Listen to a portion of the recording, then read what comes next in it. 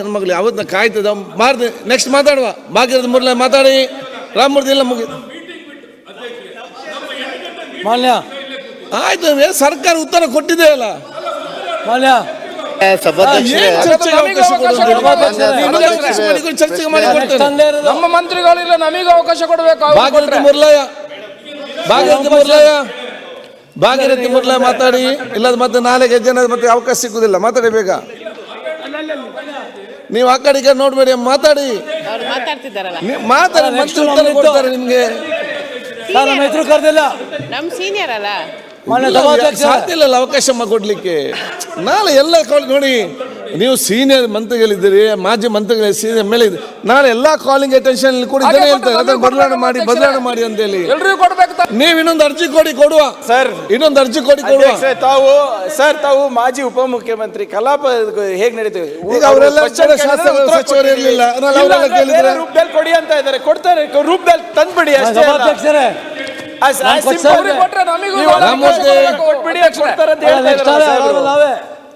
ಭಾಗೀರಥಿ ಮುರಳ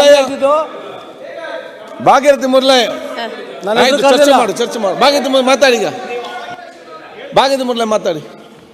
ಮಾನ್ಯ ಸಭಾಧ್ಯಕ್ಷರೇ, ರಾಜ್ಯ ಜನಪದ ಮತ್ತು ಸಾಂಸ್ಕೃತಿಕ ಕಲೆಗಳ ಉಳಿಸುವ ಯುವಜನ ಮೇಳಗಳನ್ನು ಆಯೋಜಿಸುವ ಬಗ್ಗೆ ಅಂತ ನಾನು ಪ್ರಶ್ನೆ ಕೇಳಿದ್ದು, ಆದರೆ ಇದರಲ್ಲಿ ಯುವಜನೋತ್ಸವದ ಬಗ್ಗೆ ಉತ್ತರ ಕೊಟ್ಟಿದ್ದರು.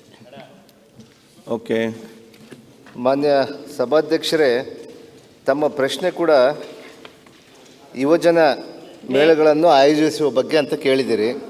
ಅದಕ್ಕೆ ಪೂರಕವಾಗಿ ರಾಜ್ಯದ ಯುವಜನತೆ ಪ್ರತಿಭೆ ಅನಾವರಣ ಮಾಡಲಿಕ್ಕೆ ಈ ಯುವ ಸಮ್ಮೇಳನಗಳು ಭಾಳ ಮುಖ್ಯವಾಗಿದ್ದಾವೆ. ಹಾಗಾಗಿ ಇದು 1980ರಿಂದ ಯುವಜನ ಮೇಳಗಳ ಇಲಾಖೆಯಿಂದ ಜಾರಿಗೆ ಬಂತು. ಇದಾದಮೇಲೆ ತಾಲೂಕು, ಜಿಲ್ಲಾ ಮತ್ತು ರಾಜ್ಯ ಮಟ್ಟದಲ್ಲಿ ಕೂಡ ಹಂತ ಹಂತವಾಗಿ ನಡೆಸಲಾಗುತ್ತಾ ಬಂತು. ಆದರೆ 2017-18ರವರೆಗೆ 2017-18ನೇ ಸಾಲಿನಲ್ಲಿ ಪುತ್ತೂರಿನಲ್ಲೇ ರಾಜ್ಯ ಮಟ್ಟದ ಯುವಜನ ಮೇಳ ನಡೆಸಲಾಯಿತು. ಸುಳ್ಯದಲ್ಲಿ, ಪುತ್ತೂರಿನಲ್ಲಿ ಅಂತ ಹೇಳಿದೆ. ಹಾಗಾಗಿ 2018ರಿಂದ ಮಾನ್ಯ ಸಭಾಧ್ಯಕ್ಷರೇ, 2018ರಿಂದ 2028ನೇ ಸಾಲಿನವರೆಗೆ ಕೂಡ 22ನೇ ಸಾಲಿನವರೆಗೆ ಅನುದಾನದ ಕೊರತೆಯಿಂದ ಇದು ಸಂಘಟನೆ ಆಗಿರಲ್ಲ ಮಾನ್ಯ ಸಭಾಧ್ಯಕ್ಷರೇ. ಆದರೆ 2023 ಮತ್ತು 24ನೇ ಸಾಲಿನ ಯುವಜನ ಮೇಳದ ಆಯೋಜನೆ ಬಗ್ಗೆ ಕೂಡ ಅಧಿಕಾರಿಗಳ ಜೊತೆಗೆ ಈಗಾಗಲೇ ಕೂಡ ಮಾನ್ಯ ಸಭಾಧ್ಯಕ್ಷರೇ ಚರ್ಚಿಸಿ ಅದಕ್ಕೆ ಕ್ರಮ ಕೂಡ ತೆಗೆದುಕೊತೀವಿ ಮಾನ್ಯ ಸಭಾಧ್ಯಕ್ಷರೇ. ಅದರ ಜೊತೆಗೆ ತಮ್ಮ ಪ್ರಶ್ನೆಯಲ್ಲಿ ಕೂಡ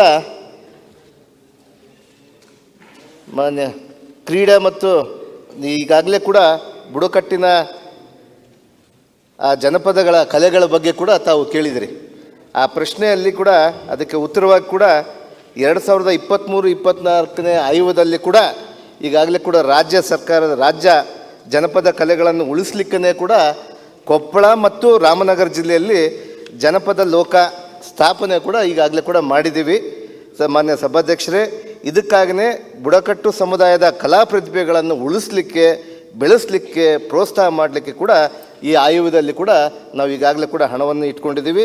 ಈಗಾಗಲೇ ಕೂಡ ಬುಡಕಟ್ಟಿನ ಕಲಾ ಪ್ರತಿಭೆಯನ್ನು ಮಾಡಲಿಕ್ಕೆ ಇವತ್ತು ನಮ್ಮ ಇಲಾಖೆ ಕೂಡ ಭಾಳ ದೊಡ್ಡ ಮಟ್ಟದಲ್ಲಿ ಅದರ ಜವಾಬ್ದಾರಿ ತೆಗೆದುಕೊಂಡು ಇವತ್ತು ಆ ಕಲಾ ಪ್ರತಿಭೆಗಳನ್ನು ಮುಖ್ಯವಾಹಿನಿಗೆ ತರಲಿಕ್ಕೆ ನಾವು ಪ್ರಯತ್ನ ಮಾಡ್ತೇವೆ.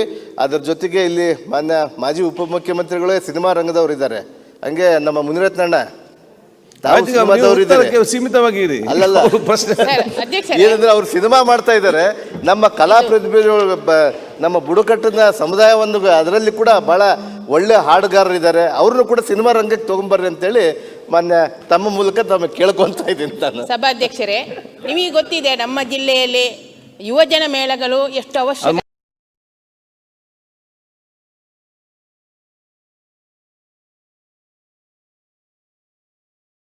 ಯುವಜನ ಮೇಳವನ್ನೇ ಮೊದಲು ಯುವಜನ ಮೇಳಗಳಾಗ್ತಿತ್ತು ಅದನ್ನು ವಾಪಸ್ ಈಗಾಗಲೇ ಕೂಡ ಮುಂದುವರಿಸಬೇಕು. ಮಾನ್ಯ ಸಭಾಧ್ಯಕ್ಷರೇ ನಮ್ಮ ಸದಸ್ಯರು ಕೇಳಿದಂತ ಮುನಿರತ್ನ ಅವರೇ. ಇಡೀ ರಾಜ್ಯದಲ್ಲಿ ಕೂಡ ಎಲ್ಲ ಮುನಿರತ್ನ ಕೂಡ ಅವರೇ. ಯುವಜನ ಸಮ್ಮೇಳನಗಳನ್ನ ಮಾಡ್ಲಿಕ್ಕೆ ಅದು- ನಾವು ಅದು ಈಗಾಗಲೇ ಮೊದಲು- ಕೂಡ ಅಲ್ಲ, ಅದು ನಾವು ಮೊದಲು ಕೂಡ ಇಲಾಖೆಗೆ ನಡೀತಿತ್ತು. ಅದು ಮೊದಲು ನಡೀತಾ ಇತ್ತು. ಈಗ ಮೊದಲು ಮತ್ತೆ ಅದಕ್ಕೆ ನಡೀತಿತ್ತು. ಹಣದ ಯುವಜನ ಕೊರತೆ. ಮೇಳಗಳು ನಡೀತಿತ್ತು. ಮಂತ್ರಿಗಳೇ, 2 ದಿವಸದ ಈಗಾಗಲೇ ಕೂಡ ಕಾರ್ಯಕ್ರಮ, ಹಣದ ಆ ಕೊರತೆ 2 ಇತ್ತು. ದಿವಸದ ಕಾರ್ಯಕ್ರಮವನ್ನು ಅದಕ್ಕೆ ನಮ್ಮ ಮುಂದುವರಿಸಬೇಕು. ಆಯೋಗದಲ್ಲಿ ಕೂಡ ಇವತ್ತು ಯುವತಿಯರಿಗೆ ಇಟ್ಕೊಂಡಿದ್ದೀವಿ. ಪ್ರಯೋಜನ ಆಗುವಂತ ಈಗ ಕಾರ್ಯಕ್ರಮ. ಖಂಡಿತವಾಗಮ್ಮ, ಖಂಡಿತವಾಗಿ ಮಂತ್ರಿ ಅವರೇ, ಮಾಡ್ತೇವೆ. ಈಗ ನಮ್ಮ ಸದಸ್ಯರು ಏನು ಕೇಳ್ತಿದ್ದಾರೆ, ಜಿಲ್ಲಾ ಮಟ್ಟ ತಾಲೂಕು ಮಟ್ಟ ಯುವಜನೋತ್ಸವಕ್ಕೆ ಕಾರ್ಯಕ್ರಮ ಖಂಡಿತವಾಗಿ ಕೊಟ್ಟರೆ ಮಾಡ್ತೀವಿ ಆ ಪ್ರದೇಶದ ಕಲೆ ಮತ್ತು ಸಂಸ್ಕೃತಿಯ ಪ್ರತಿಭೆಗಳು ಮತ್ತು ಸಂಪ್ರದಾಯ ಮತ್ತು ಪಾರಂಪರಿಕವಾದ ಎಲ್ಲ ಕಲೆಗಳು ಕೂಡ ಆ ಪ್ರದೇಶ ಸೀಮಿತವಾಗಿ ಅದು ಪ್ರತಿಭೆಗೆ ಅವಕಾಶ ಇದೆ. ಆದರೆ ಅದಕ್ಕೆ ಹಿಂದೆ ಕೆಲವು ಅನುದಾನ ಬಿಡುಗಡೆ ಆಗದೆ ಕೆಲವು ಯುವಜನೋತ್ಸವ ಆಗಲಿಲ್ಲ. ಯುವಜನೋತ್ಸವ ಪ್ರಾರಂಭ ಮಾಡಿ ಈ ಅಂತ ಬಾರಿ ಕೇಳ್ತಾ ಇದ್ದಾರೆ. ರಾಜ್ಯಾದ್ಯಂತ ಮಾಡ್ತೀವಿ ಮಾನ್ಯ ಸಭಾಧ್ಯಕ್ಷರೇ. ಜನ ಮೇಳಗಳಾಗಬೇಕು. ಯುವಜನ ಮೇಳಗಳು ಇದರಲ್ಲಿ ಎಲ್ಲ ಬರೋದಿಲ್ಲ. ಇದರಲ್ಲಿ ನಿಮ್ಮ ಭಾವಗೀತೆ, ರಂಗಗೀತೆ, ಲಾವಣಿ ಮತ್ತೆ ಗೀಗಿ ಪದ ಅದೆಲ್ಲ ಬರಲ್ಲ. ಕೆಲವೊಂದು ಬಾಕಿ ಆಗ್ತದೆ. ಯಕ್ಷಗಾನ ಕಲೆ, ಯುವಜನ ಮೇಳವನ್ನು ಕೇಳ್ತಿದ್ದಾರೆ. ಯುವಜನ ಮೇಳ ಮಾಡ್ತೀವಿ ರಾಜ್ಯದಂತ ನಮ್ಮ ಅನುದಾನದ ಅನುಗುಣಕ್ಕಾಗಿ ಯಾವ ರೀತಿ ಮಾಡಬೇಕು ಅದನ್ನ ಮಾನ್ಯ ಸಭಾಧ್ಯಕ್ಷರೇ ತಮ್ಮ ಮೂಲಕ ಓಕೆ, ಹೇಳ್ತೀವಿ. ಎಲ್ಲರಿಗೂ ಕೂಡ ತಾಲೂಕು ಮಟ್ಟದ ಕಾರ್ಯಕ್ರಮಕ್ಕೆ 2 ಲಕ್ಷ ಅನುದಾನ ಕೂಡ ಬಿಡುಗಡೆ ಮಾಡಿ. ಅದನ್ನ ನಮ್ಮ ಇಲಾಖೆಯಲ್ಲಿ ಚರ್ಚೆ ಮಾಡ್ಕೊಂಡು ಮಾಡ್ತೀವಿ ತಾಯಿ. ಗಮನ ಸೇರುವ ಸೂಚನೆ ಮುಕ್ತಾಯಗೊಂಡಿದೆ. ಎಲ್ಲ ಶಾಸಕರು ಮತ್ತು ಮಂತ್ರಿಗಳು ಕಡೆ ತನಕ ಬಾಕಿಯಾಗಿದ್ದೀರಿ. ಬಹುಶಃ ನಿಮಗೆ ನಾನು ವಿಶೇಷವಾದ ಅಕ್ರಮ ಸಲ್ಲಿಸ್ತೇನೆ. ನಿಮ್ಮ ಕಾಳಜಿ ಬಗ್ಗೆ ನಾನು ಮೆಚ್ತೇನೆ. ಶರತ್ ಬಚ್ಚೇಗೌಡರು ಹೇಳಿದರು, ಸ್ಟಾರ್ಟಿಂಗ್ ಮಾತ್ರ ಅಲ್ಲ, ಲಾಸ್ಟ್ ಕೂತವ್ರು ಕೂಡ ತಾವು ಗಮನಿಸಿ ವಿಶೇಷ ಪ್ರಶಸ್ತಿ ಕೊಡ್ಬೇಕಂತೇಳಿ. ಇಲ್ಲ ಸರ್, ಅಧ್ಯಕ್ಷರೇ, ಅದು mention ಎಲ್ಲಿ? ಮಾಡ್ಬೇಕು.